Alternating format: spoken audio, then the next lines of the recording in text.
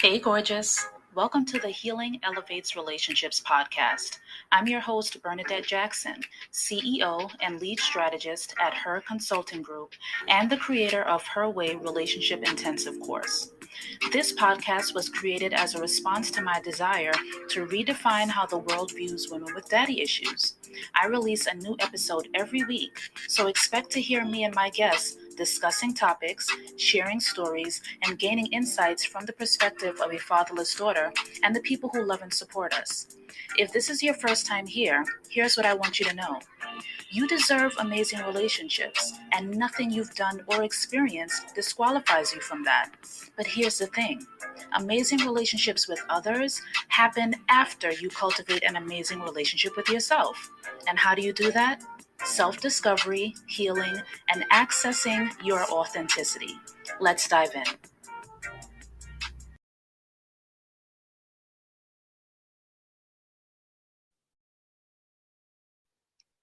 Hey y'all, so I am back. I am super excited to have a special guest with me too, actually. It is a new series that I'm doing. It's going to be a couple series. This is the first time that I've ever done it. And so I am super excited to have Roberta and Anthony on today. We're going to be talking about how they have been able to maintain their relationship and their love. And I am really excited to start getting some wisdom from some of our couples who are also fatherless daughters who have made it onto the other side to have healthy and thriving relationships. So Roberta and Anthony, thank you so much for being here today. How are you guys doing? We are doing wonderful. Doing great. How are you? Good. I'm glad to have you. So why don't we just jump straight in? Roberta and Anthony, why don't you tell me how you guys met? What was it like? When did it happen? Let us know. Who wants to start? I'll start. He wants me to start. You know, we have this running joke that we always say to people when they ask us that question. We actually met in prison. Ooh. So literally, we really did. So he was working as a correctional officer and I was working as a nurse. And I was checking him out and he was wanting me to check him out. Okay. You want to add something, babe? Oh, no, you said it the right way. That's it. So he wanted you to check him out. So what was he doing? He was prancing around the prison cells. He was banging things up. What was he doing? How was he getting your attention? That particular day, I was up front in the control room, color control room.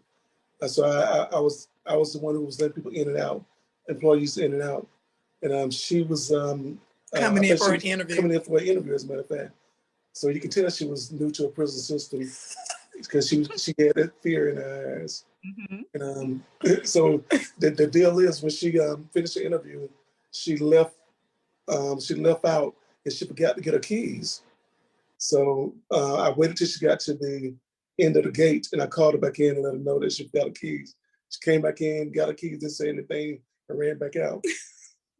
So and again, I just didn't think anything else of her. Thought she was cute, nice looking, and I happened to work with a cousin of hers, which I didn't know at the time. And so she reached back and asked him about me. So I was checking him out, Bernadette. Oh, okay. And wasn't even supposed to be in the control room at that time. Remember that part? Right, exactly. He had come up to relieve another officer. Right. Yeah. Yeah, so it was almost as if it was meant to be. He was at the right place at the right time. Right, exactly. She coming within that 30-minute time period that I was relieving him. Wow. That's really cool. And that's a narrow window too. So for him to be there at the same time that you were leaving, you guys met like that, that's really cool. I like that. So how did it progress from there? Ooh. Well, it's a long, rocky story. Give me the Cliff Notes. How did you guys get to being married now with children and being happy and thriving? How did that happen? Ooh. A lot, you know what? A lot of grace, a lot of forgiveness, a lot of patience, and just really wanting to give us a chance. You know, see what we could do together. And something that my husband Anthony shared with me, I guess recently, that really, really made my heart just smile so much. He said, and this, I think you said it last year probably, just being able to finish well. You know, the way we start things, we don't really see the value of it.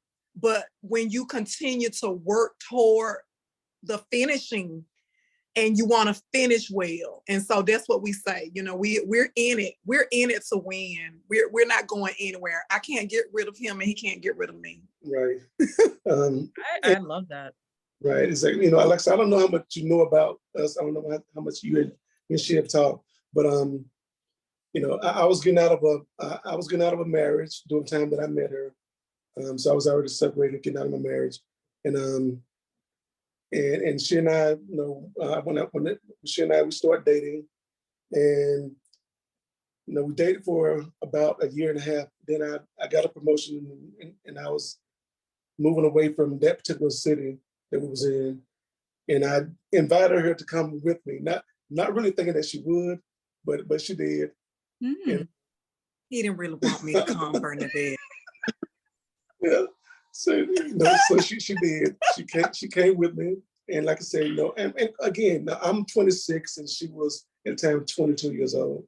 So we both was young, you know. And again, she was a single mother of one, and I was a divorced father of two at the time, because I just got out of the military, active duty at that particular time, and I was in reserve, still in military reserve. But anyway, you know, we moved down to Albany, Georgia, where I was still in correction. And like I said, we moved in with one another. And, you know, like most couples, we have our trials and tribulations. Like I said, and she's fought through it. I fought through it. We ended up getting married. We lived together we were together for about 6 years altogether. And we actually ended up getting married within that, I think about the 7th year. And we stayed together. We ended up getting pregnant with our child together, Austin, which he's 21. We'll be 21 this year.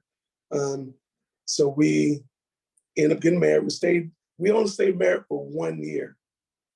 One. Can you say one? Year. Can you say one, Bernadette? One. Yeah. Out of all that living together, we got married and was able to stay together 1 year. You know, again, like I said, we both, you know, was doing our own thing, so to speak, and we got divorced. And so after that, we stayed divorced for what was 4 years? Three years. About 3.5 years. 3.5 years, and we ended up getting back married, getting back together. Look at her face. Wow. So how long have you guys been married collectively now, all together? We were married in 2005. Yeah. In 2005. And we married the first time in 2000. Okay. So I met him in 93. Right. Okay. So almost a 30-year history. Yeah. That is a long time to know someone, to get to understand who they are, to understand their nuances, and to see them work through things and all of that. So that's a lot of wisdom between the both of you, I'm pretty sure.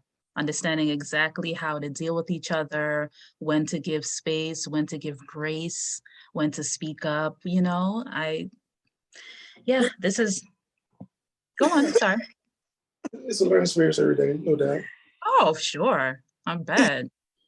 So Roberta, you and I have spoken about the fact that you are a fatherless daughter and what that has meant for you in relationships and things of that nature. How do you think the lack of the relationship with your father has affected your views on relationships with men? Oh, it truly, and you know what? I know that it truly affected it, but I didn't realize how much. Probably within the last 10 years of my relationship with my husband, I really did not realize that. And so, because a lot of times we want to blame people, you know, our emotions, being out of control, being unstable. And so I just had to begin to do mirror ministry. I literally continue to look at myself in the mirror and just see who I was from the beginning. And from the beginning, it was my mom and my dad. And what things I was taking from them that I was bringing into my marriage. And it was fair to my husband to judge him based on what my dad couldn't give me or didn't do emotionally for me. And so really being able to be more patient with myself as I grow and develop into who I'm supposed to be for my husband. I'm his helpmeet. And if I'm not helping him, I must be hurting him. Right. And when I look at the root of some of the decisions or just my mindset or just judging him based on my dad, you know, the abandonment, the rejection of not having a relationship or not even knowing how to have a relationship with men because I didn't have one with my own dad.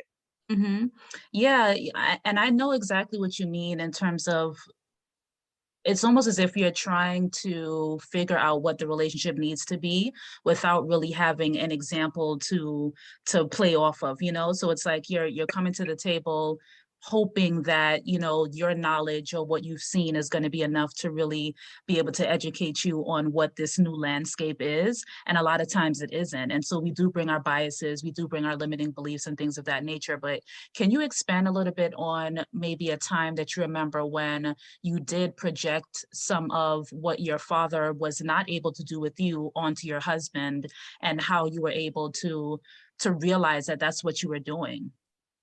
Well, it was really when we first moved in together, we were still dating. And I remember him telling me every time I would get upset with him, I wanted to run.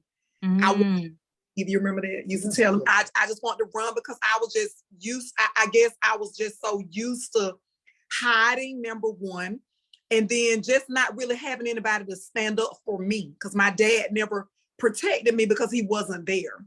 And so I just said, I figured if I leave first, then he can't leave me. Yeah. So and just being able to just reject someone before they reject you. Yes. Yeah, that is so typical. So I resonate with that 100%. Anthony, what is coming to mind for you when Roberta is telling you some of these things that you had to witness or you lived through, or some of these realizations that she's sharing with us now?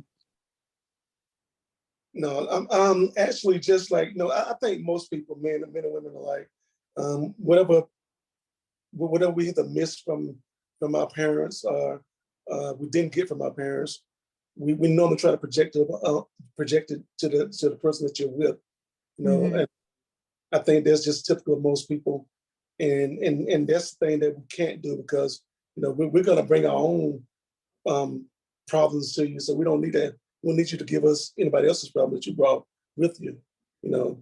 But yeah, I completely agree with you. I feel like most people do bring their biases from their parents into relationships, and a lot of them don't even realize that they're doing it, because the issue honestly is that it is something that we see every day regularly. And so for us, like all of the baggage that we bring into relationships from what we see from our parents, or even, you know, our mom or our dad having a relationship, even though it may not be marriage, that to us is normal because that's what we see every day. And a lot of times, because it's so normal, it's easy for us to think that another person who we meet is going to be the exact same way. So when we see different, or when somebody calls to our attention something that we're doing that, even though it's normal for us, isn't healthy for the relationship, it's hard for you to see like, how do I change this? What's the next step? Especially if you haven't seen it, you know what I mean? Right. So Anthony, when you used to tell Roberta that, you know, I noticed that every time we have a hard conversation or something that you want to run, how were you able to make her feel safe enough to not actually run, to stay, you know, because a lot of it does have to do with safety.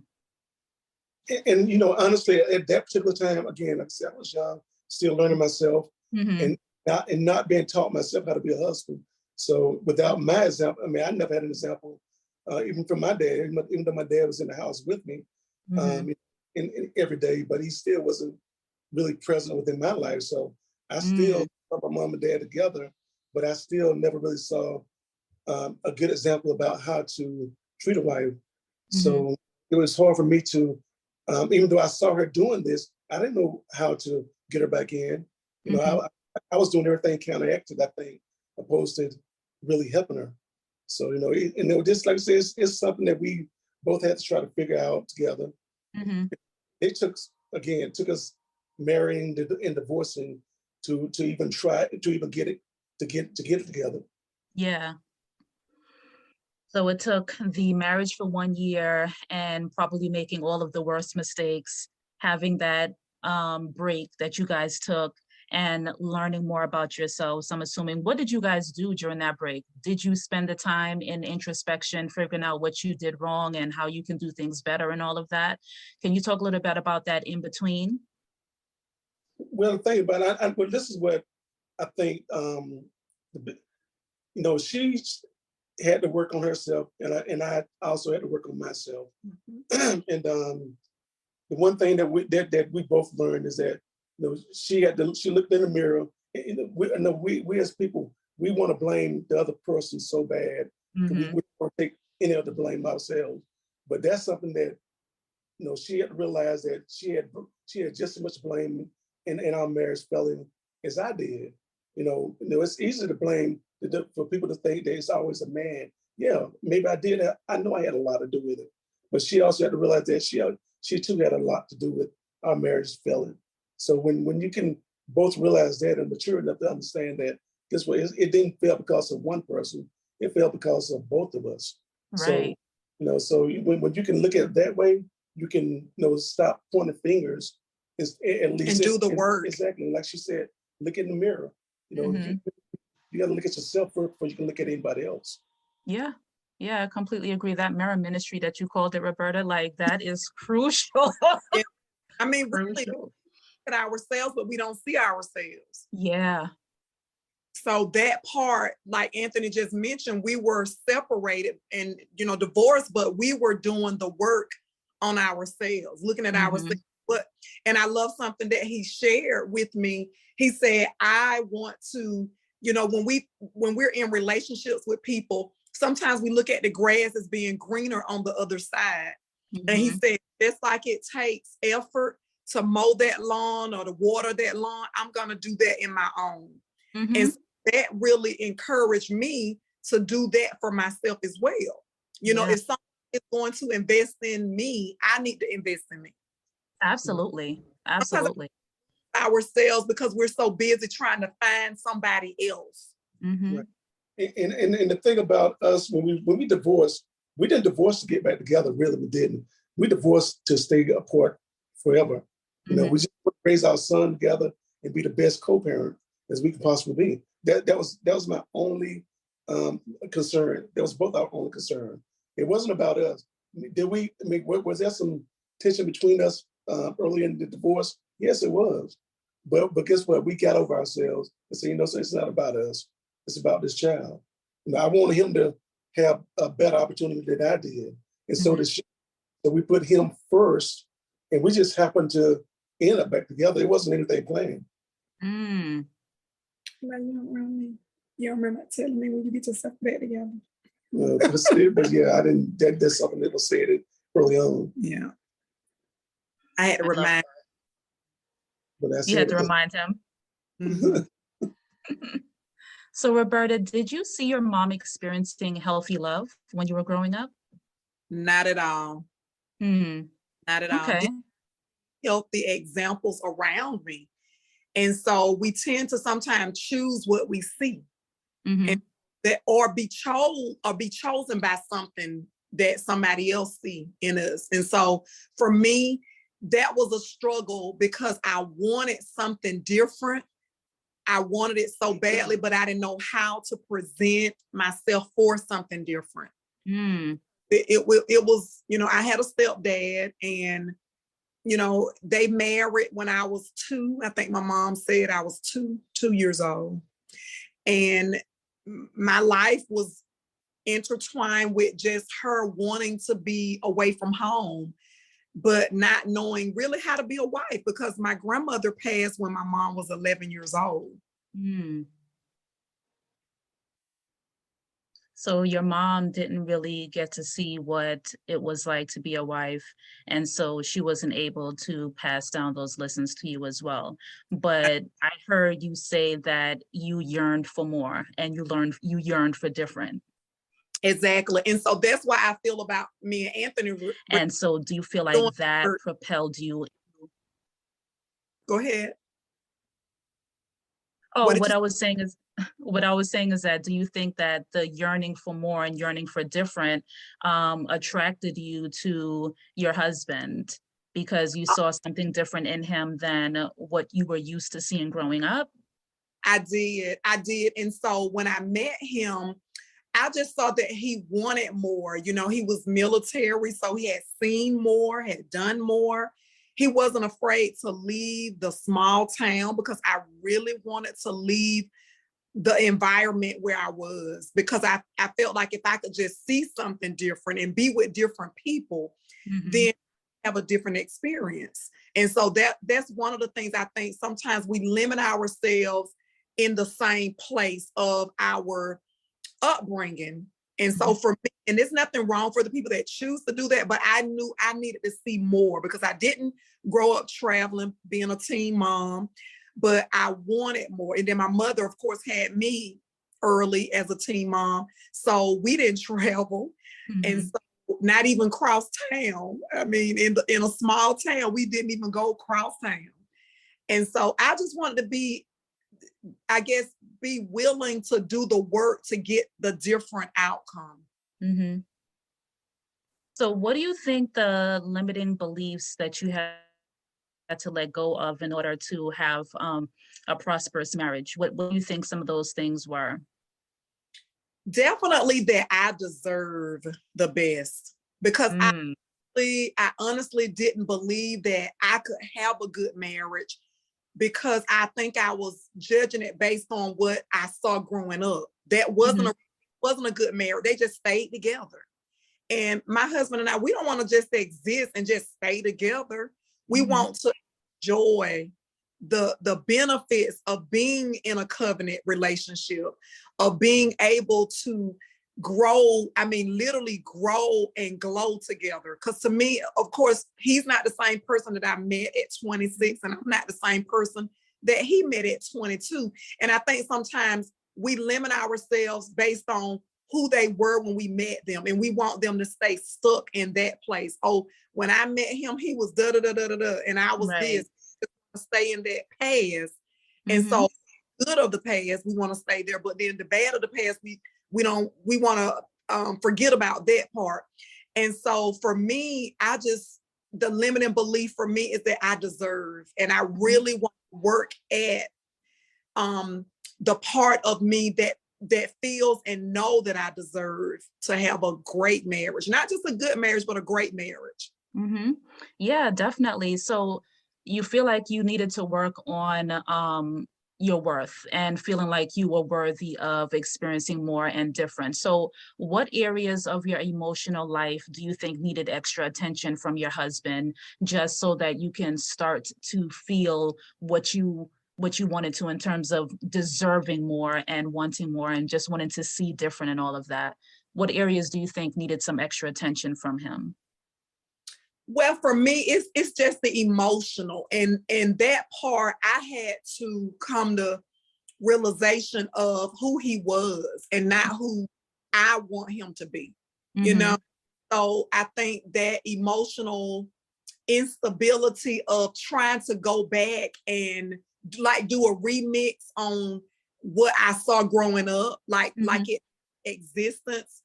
And so for me, just the reality, for that emotion of the reality of my life and what I wanted from him, I would let him choose to give me what he was available to give me, instead of having times we raise the bar so high that we can't even see the bar.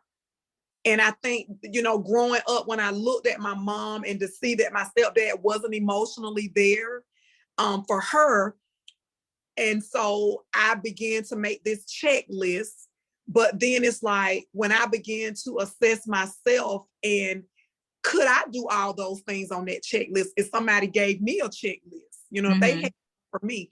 And so for me, just being able to free him from that, you know, release him from the prison of the checklist.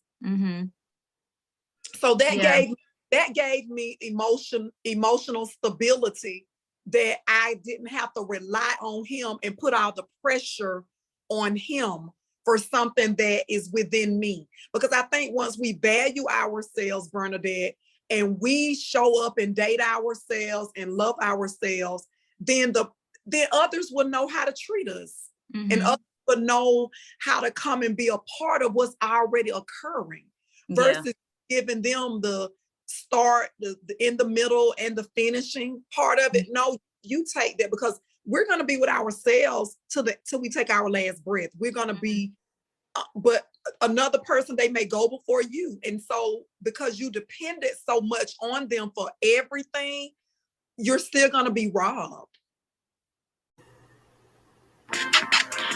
Too often as survivors of trauma, you morph into who you need to be to survive. The problem with this defense mechanism is that even when the time has passed and the pain of the trauma has subsided, you are still wearing your mask.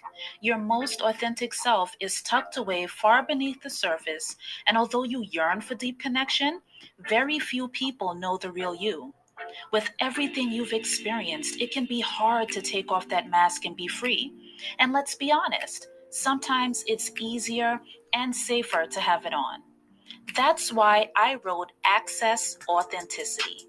This 75-day journal and strategic guide will guide you through over 170 deep reflective questions so that your most authentic self can stop being your secret identity and start being your truest identity.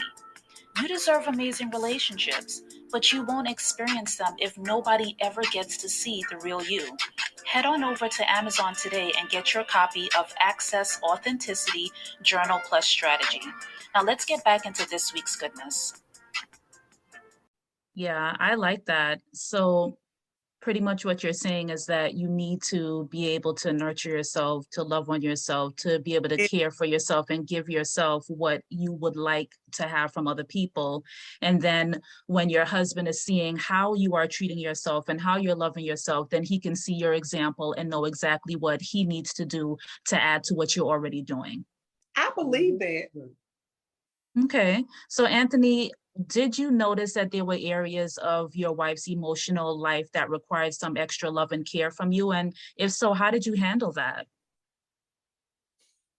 How did I handle it?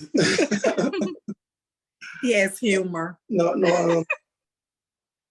Again, you know, I mean, sometimes when you're into yourself more than others, you know, you don't notice a lot of things. And again, I was looking for some of the same things she was looking for. And I think that a lot of times we as people, when we're trying to look for a mate, a lot of times we always say, I want somebody who's going to make me happy. You know, we put the responsibility on the next person. And I was looking for the same thing she was looking for, somebody to make me happy. But until I learned how to make myself happy, you know, I couldn't make her happy. And then that's something I had to learn how to do. I had to stop depending on other people to try and entertain me and make myself happy. I had to learn how to entertain myself and make me happy first in order to really help her out. And in turn, we both have always been good communicators when it comes down to talking to one another. You know, and that's one thing that we always talk about. We can't always put that pressure on you as a mate. You know, we got to do some of the work ourselves. You know, so we kind of worked on that together with one another. Okay. So you both were making sure that you were giving to yourself what you wanted from the other person, and then just naturally you guys were able to start giving to each other what you had wanted in the relationship. That's what I'm hearing you saying. Right. Yes. Okay. That is it. Okay. So what do you think, just in terms of the work that was required for you to have the kind of relationship that you have now, in regards to this being a different experience to what you grew up seeing? what was the work that was required for you to accept that this was possible for you and that you did deserve more and that you were having this experience now, even though it was different than what you saw growing up? What do you think that work is that you had to do in order to accept this new normal for you? And either one of you can answer this. Well, first, to be honest, because I think too, we you know, for me, going back and forth with the fairy tale. So really being honest on what you saw, what you see, and what is it that you want. So what you saw, what you see, and then what is it that you want. And so what I saw growing up, what I saw around me, what I saw that I had no control over. And then as an adult, what I see, what is facing me, I see me, and I'm a part of this marriage. I'm not the only one in this marriage, but I'm a part of it. And I'm a 100% participant in this marriage. And my husband is a 100% participant in this marriage. So that's what I see. Okay, how does it look? And that's part of us in the working of it. What do I want? So what is it that I want? I want to have peace. He always says that to me, you know, just to have a peaceful environment to where I am not upset with him based on us not spending time together, because my love language is definitely quality time. And his love language, and this is, I'm saying the primary love language, is acts of service is for him. And so once I began to work on understanding that his love language is not my love language and my love language is not his, and not trying to make it be, because I want to be based on what I saw and what I see, you know, but now I'm understanding what I want and what I will have is what I'm investing in. So the work is just honestly, it's being honest, doing that evaluation. And you don't really have a time frame. I think sometimes when we end up divorced, it's not like we didn't know it was coming, but we just don't address it. And so now being able to address those small fires, I give him time if I know I've done something or he's upset or whatever, and vice versa. You know, and I've learned also that I'm the one that like to deal with it like now and get it over, but that doesn't mean he does.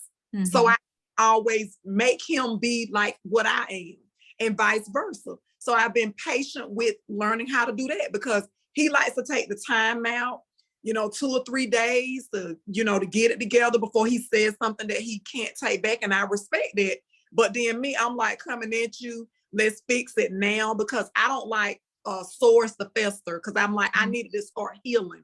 Because I think when you address a matter early on, you have more time for the healing phase. But again, everything don't heal overnight. So me having to learn how to adapt at this phase, because again, we're not the same people that we were 30 years ago. Right. Honestly, like based on what you said just now, it sounds like your husband is an internal processor and you're an external processor. And sometimes it can be really hard when you don't understand that about each other. And so like the level of frustration that you have at wanting to discuss it right now, whereas your husband needs to sit with it and collect his thoughts before he addresses it. It's like, oh, we could have been talked about this thing and like, you know, got past it. And your husband is like, no, because my thoughts are not together. I would have then said something I didn't want to say, and it would have messed the whole thing up. So whenever you are really wanting to get to know a person, it's really important to know some of these things that I don't think a lot of people think about, like how do you process information and what do you like in terms of conversations? Do you want to have somebody surprise you with the conversation, or do you want to know ahead of time what the conversation is about so that you can collect your thoughts and things of that nature? So all of that is really important to know, because it can make it so much more peaceful when you do have difficult conversations to understand how the other person receives information, and how then can you deliver it in a way that feels respectful for them, feels like you're taking them into consideration, and that the whole conversation is really had from a place of grace and not, you know, confrontation. So I definitely love that you know that about each other, and you honor that for each Now, other when you guys are having those conversations. now I do. I did not probably 5 years ago. Right. And I mean, but you learn this thing about it. And that is true. I mean, you're spot on what you said. I am truly internal processor. And you're right. I need, and it's not 3 days, like she said. When I was young, about 3 days. But now give me a few hours to a day, because you're right. I don't want to say the wrong thing. It is normally not intentional. It's my delivery a lot of times. You know? To me. But definitely, we had to learn that about one another.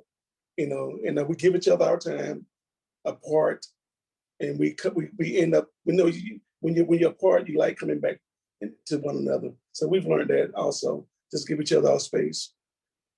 Yeah, definitely. My eyes at him now, Bernadette. I just smile and wink my eye at him. So, and that just makes it everything better now. It makes it better. I love it. I love it.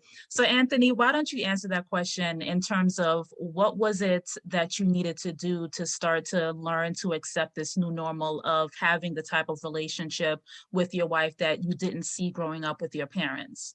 What was it like? What did you have to do internally in order to feel like, you know what, this is possible for me. I can accept that, you know, like having a great relationship is what I want to have and whatnot. What was that process? Talk to me about that a little bit. Again, as you said, you know, my parents, they're still together. They're still together now, 54 years together. So they're still both living, thank God on that. And you know, and there's, you know, again, I look at the relationship now, and I see that I don't want to end up the way they are. Mm-hmm. They are, you know, even though they're together, you know, they're still just together. Right. And I just don't want to just be together with my mate after that. Right. So again, the only examples that I think a lot of us had was example we probably saw from either television, what we thought was reality, you know, whether Cosby's or, you know, those fairy tale relationships, even though some of it's true, but it's never going to be that way in a relationship. We all know that. But I just, again, I just wanted to do different. I mean, like I said, they hadn't done everything right, and everything hasn't been perfect between us. But we both don't expect it to be even now. But we just know that we don't want to do the things that's gonna destroy it. You know? And we just want to just enjoy the time that we have together, and just like I said, just try to nurture each other, give each other what I had to learn what it is that she wanted.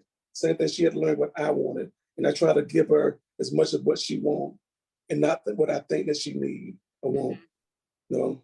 So, you know, I don't know if that answers your question or not, but. Yeah, I definitely get it. I get what you're saying. Your parents are together, but they don't have the kind of relationship that you want. And so because you want something different, you had to learn to accept that what you're building with your wife is something that you guys are going to have to build on your own terms. That's what I'm gathering. That is true. And the thing about it, you know, even though they've been together for 54 years, we also try to be an example to our parents. Truth be told, you know, when they see us, they know that we love each other differently than they love one another.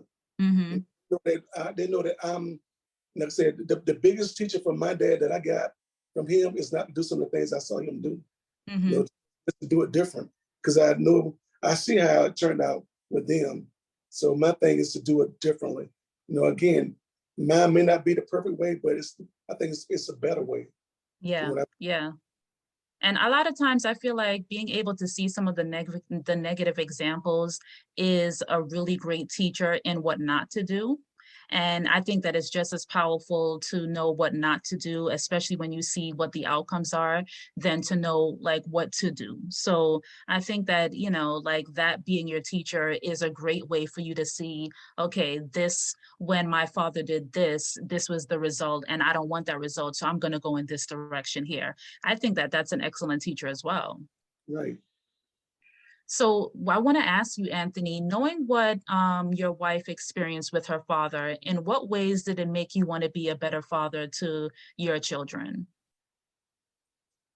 I noticed she didn't get the time that she needed with her father. You know, so you know, again, we have one son together. And I have two daughters and a son. You know, that's not hers. So my thing is, I've always tried to give my kids my time.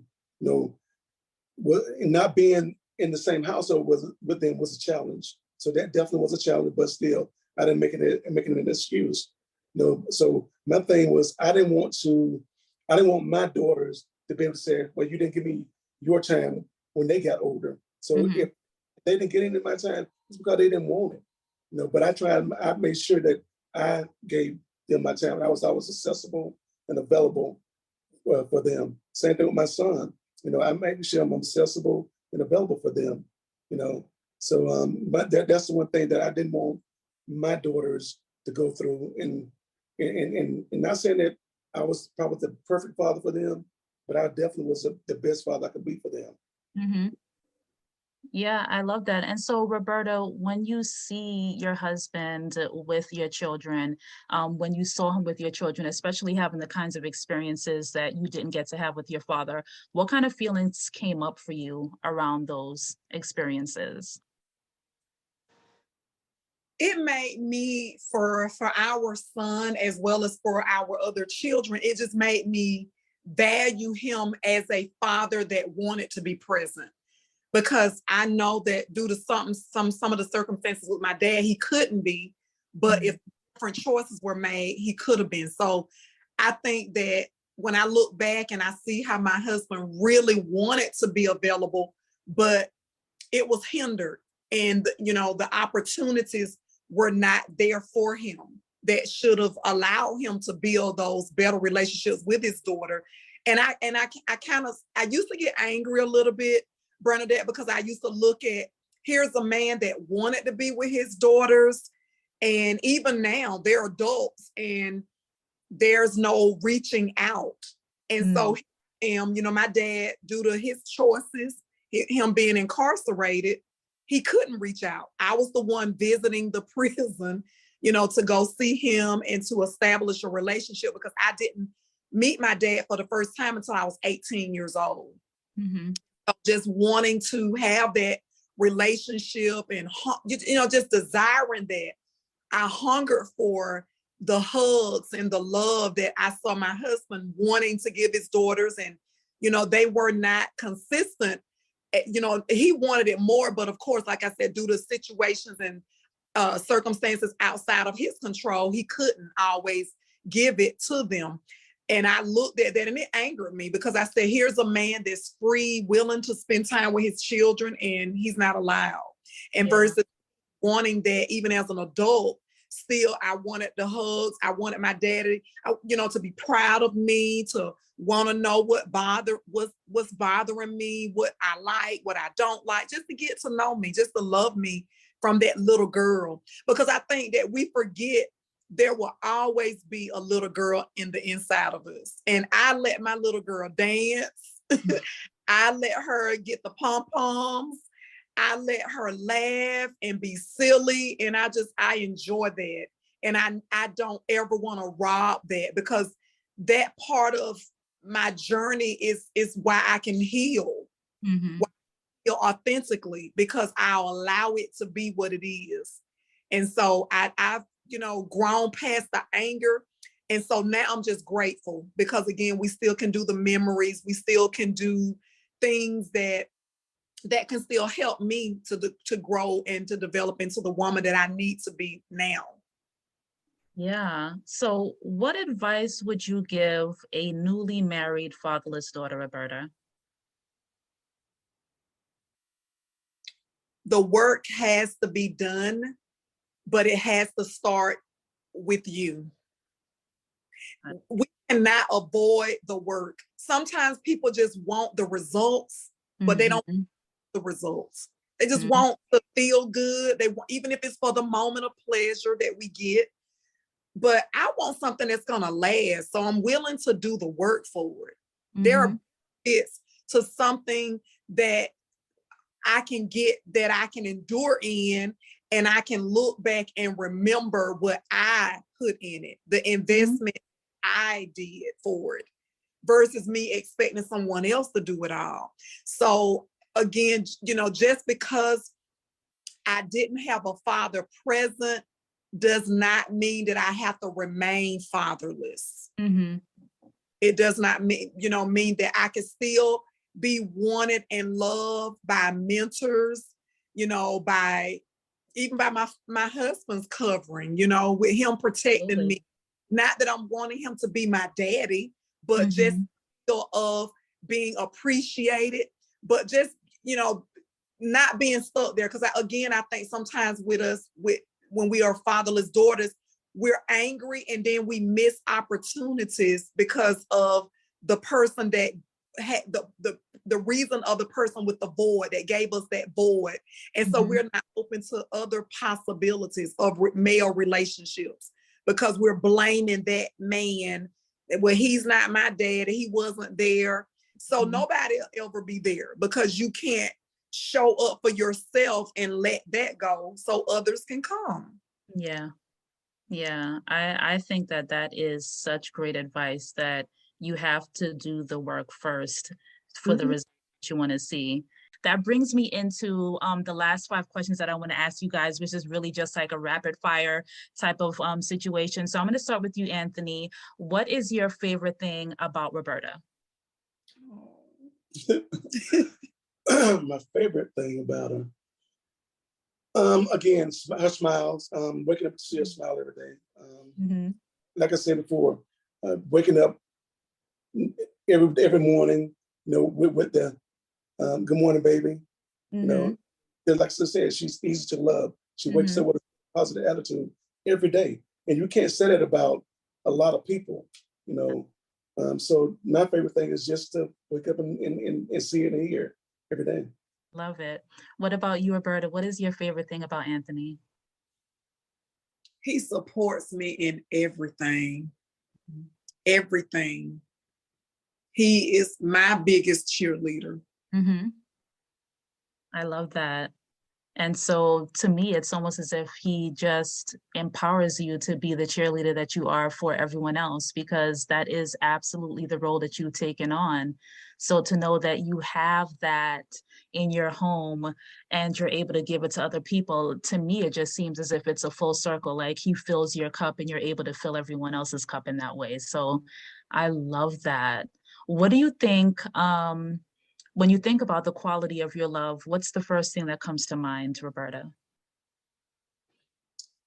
When I think about the quality of our love, the first thing that comes to mind is real. It's authentic. Like, we don't have room for fake. We're raw, it's real, it's authentic. I mean, I know you said one word, but no, describe it however you need to. I mean, really.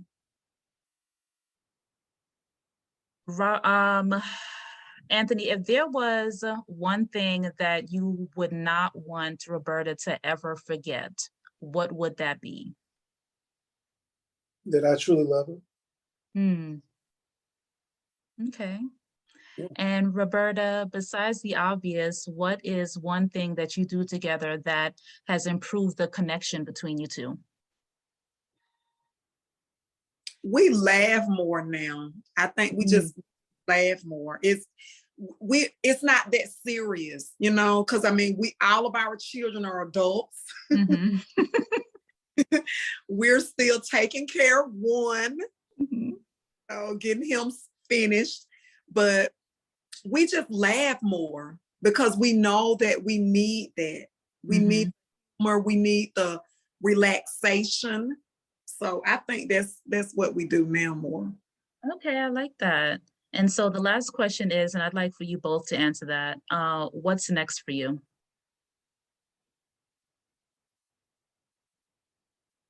That's a great question. Mm-hmm. Next. The rest of our lives. Just to make it better, continue to make it better. Mm-hmm. And to, I guess, see our visions through that we both have for one another and with one another. You know, like I said, it's just to see our visions. Okay, I like that. He's the visionary, so I am going to agree with what he just said. I like that. I like that. So Roberto, why don't you tell me what you're working on, where people can find you, and what you're most proud of, and we can wrap things up. Can I say what I'm most proud of first? Oh, absolutely. Okay, I am most proud of the opportunity that I get to do life with Anthony. Mm-hmm. Just to be able to witness us evolve and transform into better people individually as well as collectively, so that we can build a better legacy for our children and our children's children. That's what I'm most proud of, that I get to really do it with him. I love that. And what I'm working on now, I just released the Teen Moms to Beyond journal. And I just want to add this. He is the man behind the Teen Moms to Beyond. Really?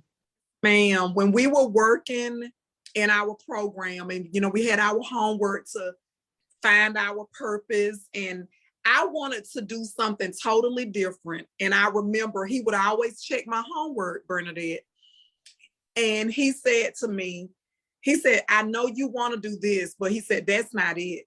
He said, it's something with Teen Moms. Mm-hmm. He said, you got to do something. It's beyond, because remember where you were and remember how you are now. And I didn't want to do it. He'll tell you, I did not, Bernadette. She thought it.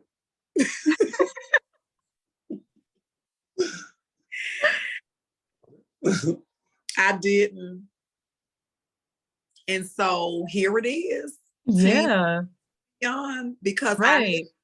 because I listened to him. Mm-hmm. And now you have the Facebook group, you have the private Facebook group, and you have the journal, and it's becoming a movement. And yes. Imagine that your husband is the one that had to speak that word into you, like, listen, this is what it is.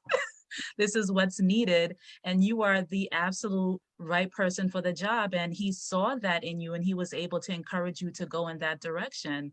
I love that. So tell us a little bit more about Teen Moms and Beyond and where we can find you there. Well, basically, Teen Moms, like you just mentioned, it is a movement, and we are committed to equipping former teen mothers as well as women who were born to teen mothers so that they can successfully complete their journey. And this is by providing community partnerships so that we can create the tools and the resources that they need, because accountability is needed, education is needed, and definitely support, so that they can build and maintain generational legacies that will transform lives one family at a time. Wow, that is really powerful. So we focus on self-care, we focus on time management, money management, personal development, and professional development. So I started this year Table Talk Tuesdays, where we meet in the group with a special guest each third Tuesday of the month. And it's only for like 20 minutes max. Mm-hmm. I had some technical challenges this month and last month, but we're getting it together. But I have a guest that comes, and you bring your plate, and it's just like what it says, it's table talk. Mm-hmm. And so we sit and we just share information. So we did sleep, the importance of sleep. And then we did how to read labels and set a better table. And so working on self-care now. So I'm going to be part with self-care for a minute, because I think former teen mothers as well as women born to teen mothers, we don't take care of ourselves because we don't really know how to. We don't know how to. So yes, we do have the private group, and so they can just request to come in and answer their email address for us and come in and just receive wisdom, receive accountability and support, and just sisters loving on you. That is awesome. I'm going to make sure that I put the link to the Facebook group in the description of this episode.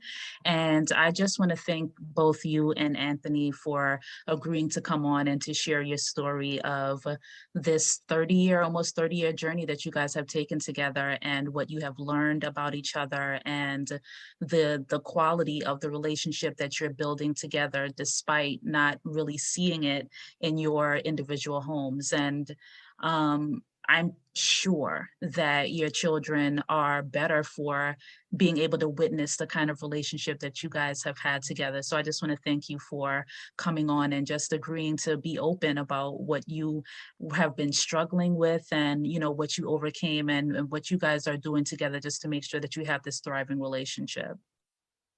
Well, we appreciate you for the invitation. Of course.